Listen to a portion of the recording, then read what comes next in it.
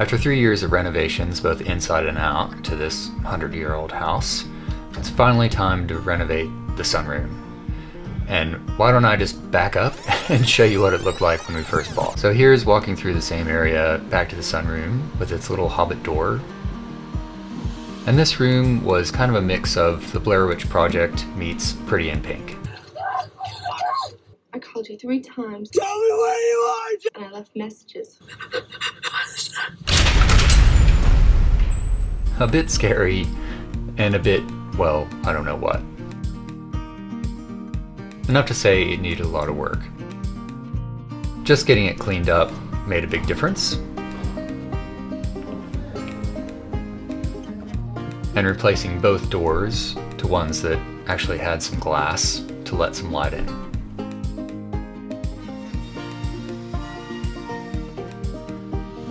Also replacing the windows to match the other windows in the dining room that we walked through earlier. The room quickly became my workshop or tool storage area while the renovations were going on, as the shed wasn't yet done.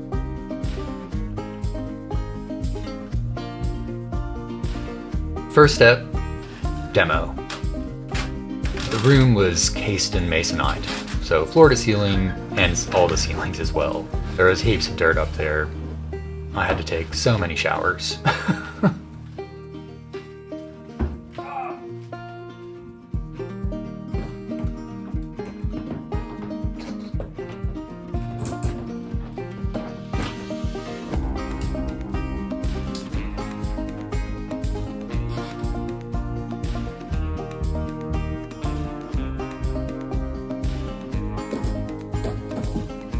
Finally getting it all stripped back made such a nice difference.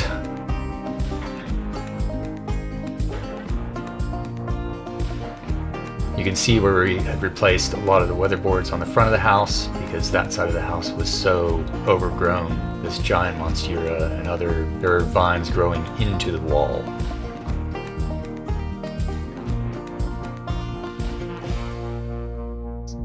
It says something Australia. Pretty cool. It was so bad that even the casings of the front window had to be replaced. We'd already begun painting the exterior, having painted the weatherboards, but knew this window frame needed some love and were waiting to flip the sunroom to tackle it. So off to Bowen's I went, got a nice piece of hardwood to use as a new sill, as well as other timber for the casing itself. Cutting that down to size and accounting for both the angle and slope, as well as where the studs would go.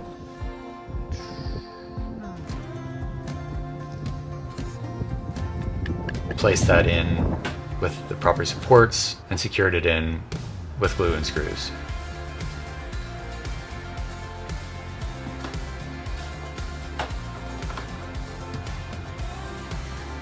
Then finished up the casings and reinstalled the windows. Next was onto the ceiling. So we knew we wanted to line the ceiling like the rest of the house, and we also knew we wanted to run the boards in the same way as the rest of the house. But the ceiling joists are going in the wrong way. If we tried to put the boards up in the way we wanted, there'd be nothing to nail them to. I knew I needed to run some additional boards the opposite way that would give me the surface I needed. I didn't have any appropriate timber in my shed, so I went ahead and bought some 18mm thick slats from the hardware store to install. Once I got out some pesky nails, I cut the boards to length and tacked them up, knowing that I would go back and screw them later on. These would not only allow for me to install the lining boards appropriately, but also help hold the insulation once we put it in.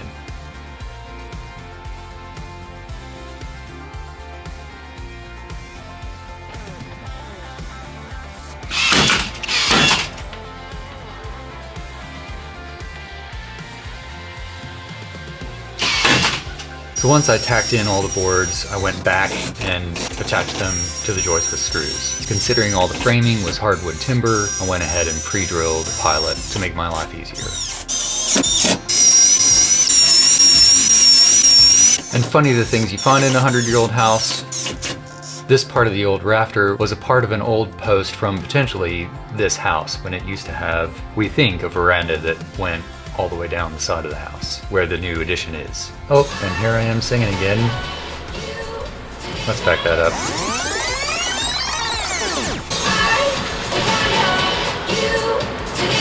I mean, you gotta have fun, right?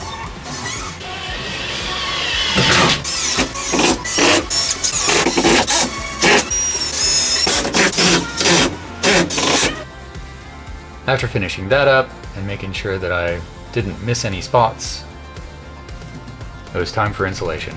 First starting with an old pack of pink insulation that we bought way back when we took the old AC unit out of the dining room and practiced our plastering skills.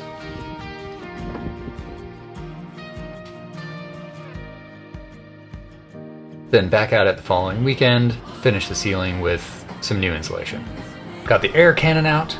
Yes, it's called an air cannon, not a fan.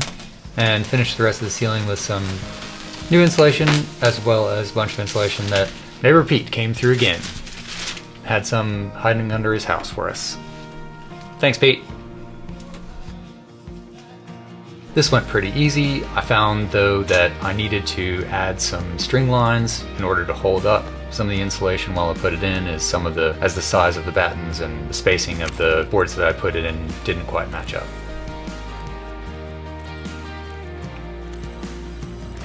Then thinking ahead to the walls, lining boards are used throughout the entire house. Mainly at about bar height, finished off with a dado, with the lining boards underneath. In the hallway, in the bedrooms,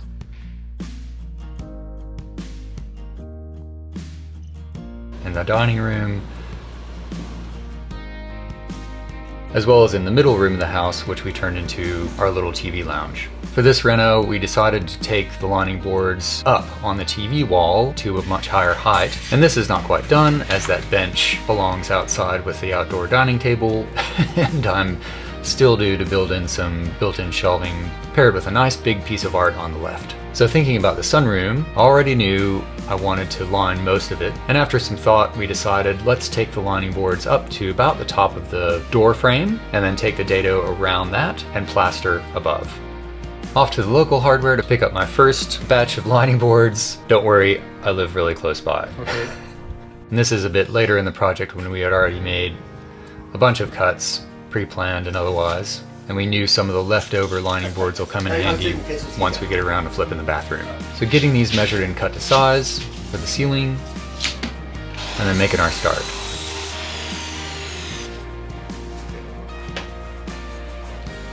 You can already get a taste of what it's going to look like.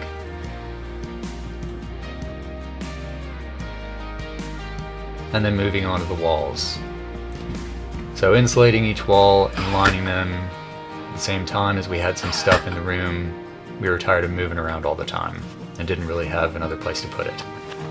We starting from the top of where we wanted the dado and then moving down, but then discovered actually it's easier to start from the bottom and move up later in the project, just with how the boards would lock into one another.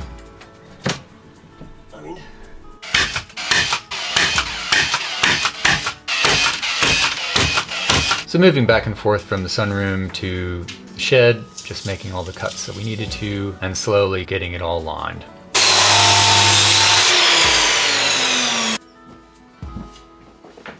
Have any of you installed a similar board?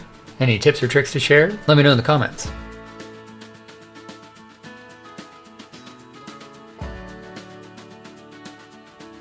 Here you can see it's starting to take shape. Looking pretty good. And on this shorter wall by the interior entry, I was able to kind of handle on my own because it wasn't too long. Otherwise, you kind of need two pairs of hands to help you put it in.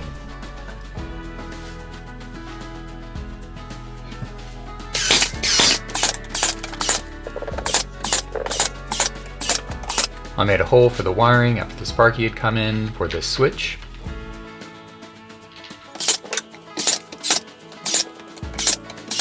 And then rinse and repeat to get to the top.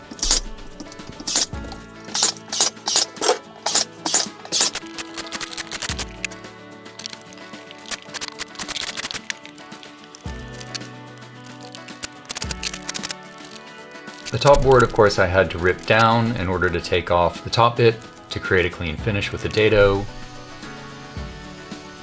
So I ripped that down to size, lined it up with the corner, and of course I knew I was already level.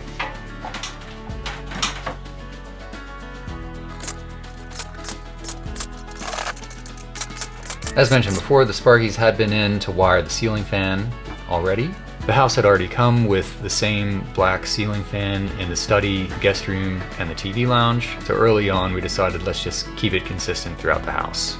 Also adding in a few power points in strategic areas, and as it was going to be very difficult to get through all the big studs, and these were all old hardware studs, and the one on the left was a giant post, basically, because this was an old edition. I opted to extend the step to provide a space for the wire to live behind, and that will all be covered by a threshold, and then I'll probably be building another step, shorter step in front of that, as the step is a bit over 20 centimeters. Once the ceiling fan was in, going ahead and finishing the rest of the lining boards on the ceiling, with the help of my husband. So one of us holding each end to help get it locked in, and then me tacking it into place on my side, then going over to his, and then finishing off the rest. And props to him for being up on a ladder that day, as he was feeling a bit under the weather.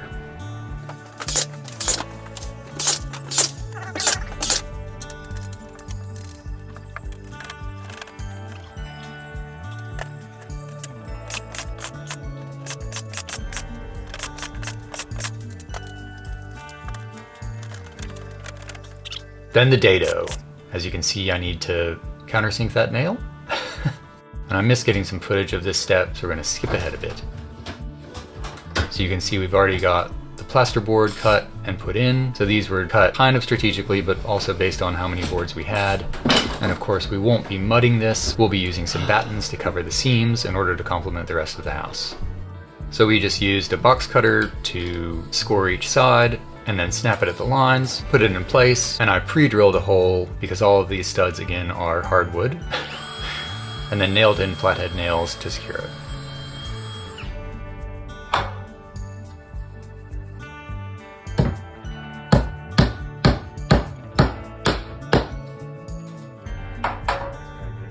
Then onto the coving. Getting the angles right on these is always a bit of a challenge. First, just carefully taking a measurement, and then cutting it to size and getting it in.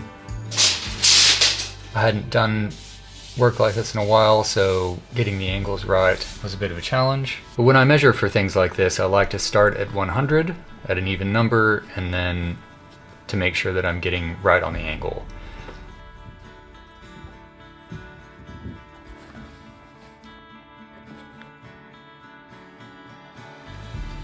But just watch out and be careful to always add 100 to your measurement, which I almost did not.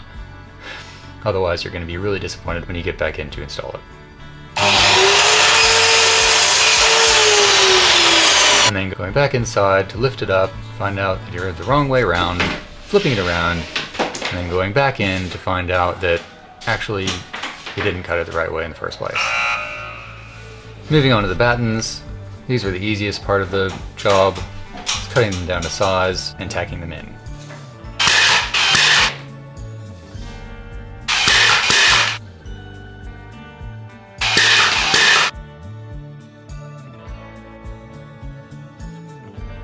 For the corners, I was using a bit of a decorative piece that I knew I would be bogging in at the top by the coving in order to make it look like one piece of timber.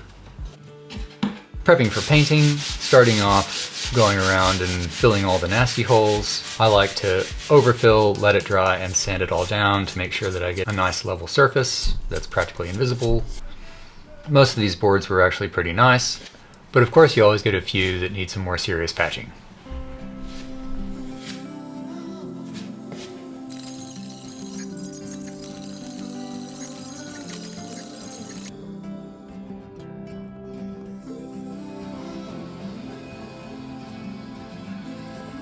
Unfortunately for me, some of my nails didn't go all the way in, so I had to go around the whole room and countersink them one by one. And then filling all the holes.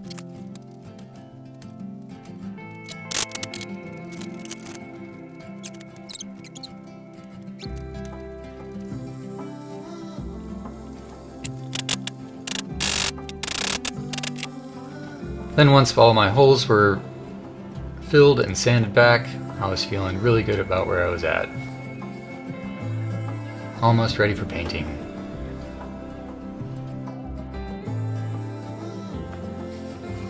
It being autumn in Australia, the weather is really cooperating, keeping it nice and cool inside.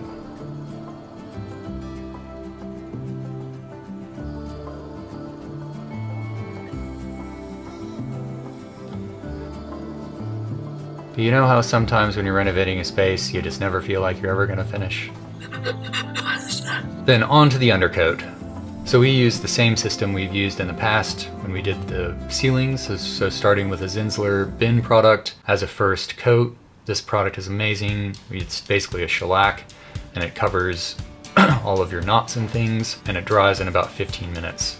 And then I actually went back and just put a second coat over some of the more ugly knots just to make sure that they were covered, it wouldn't bleed through, and then did a coat of undercoat on top of that. A couple of those dados are actually old from other parts of the house that I saved, whereas the majority of them are new. Coving is also obviously new. You can see how it's taking shape. But what color would you paint this room? So we've gone with different colors for different rooms, but I'm thinking I want to keep it a bit more neutral, but open to your ideas. Light and bright, dark and moody, somewhere in between. And what would you do with the top plaster bits? Paint them a different color, maybe some wallpaper. So you have a think about that, and I'll finish painting the ceiling. Let me know what you think. And don't forget to give me a like, sure helps out with the algorithm. And if you like what I'm doing, check out my other videos and consider subscribing. Love to have you following along. All right, cheers, have a good one. Bye.